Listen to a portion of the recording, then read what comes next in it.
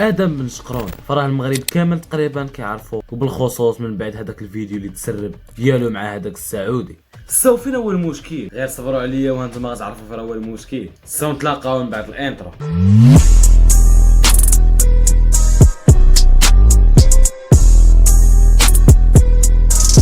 في البدايه خلينا نتفقوا باللي دابا حاليا في السوشيال ميديا الا كتب الله وتابلودا شي فيديو ديالك فيه شي شوهه فراه غيمشي فايرل. سو لذلك خصك تحضي راسك مزيان. على العموم باش هذا هو الموضوع ديالنا. سو بلا ما نرجعكم من هذوك الايام والاحداث المؤسفه اللي طرات الاذان، لانكم كاملين راكم عارفين شنو كان في هذاك الفيديو اللي تسرب الاذان.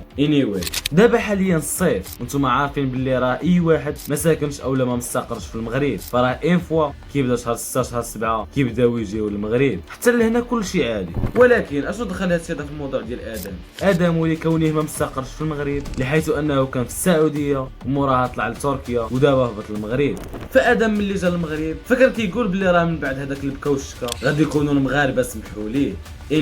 تخيل معايا توصل للمطار ديال البلاد ديالك، تلاقى مع العائله ديالك ومع العيال يكونوا فخورين بيك. المهم عندهم هو ولدهم دار الفلوس من دارهم باش يسوقهم هما. المهم غتشدوا الطريق واللحظه اللي غتوصلوا للدخله ديال الحومه ديالكم غيبدا الغادي والجاي كيسبك، وحتى من الدراري الصغار كيضحكوا عليك وكيضحكوا حتى على والديك، وبنادم كيصور فيك وامك وباك كيدابزوا مع بنادم على قبلك.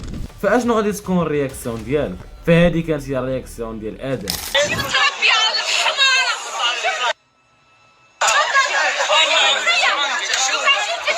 شوفوا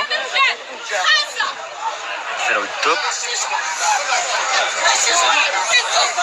صيفط عليك نيشان هادو شحومه كلشي على التليفونات كيصور ما فهمتش.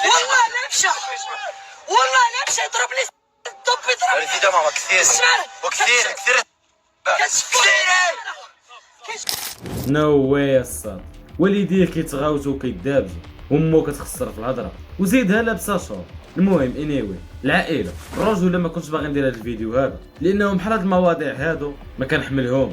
فانا كيعجبوني مواضيع بحال الفيديو الاول، وغير من حيت شفت غير شويه ديال الناس اللي يهضروا على هذا الموضوع هذا. بالمناسبه لاشين ديالنا مازال جديده، خاصني افكار. ساو داكشي علاش هبط دابا لي كومونتير وكتب شنو تبغي في الفيديو الجاي، وخلي معك واحد اللايك وسبسكرايب باش يقدر الفيديو هذا انه يتريكوموندا ويوصل لبزاف ديال الناس. فتيقوا بيا اللي قلت لكم هذا الفيديو هذا راه متعوب عليه بزاف في المونتاج، مع العلم انه هذا الموضوع هذا ما كيحتاجش مونتاج. غنجي نركب لك كيتصور الفيديوهات ونحط لك الفيديو، ولكن انا كنبغي نخدم على الكونتنت ديالي وكنبغي نخرج احسن ما عندي. سير لهنا كان معكم سي موكس، نتلاقاو في الفيديو الجاي. تهلاو في راسكم.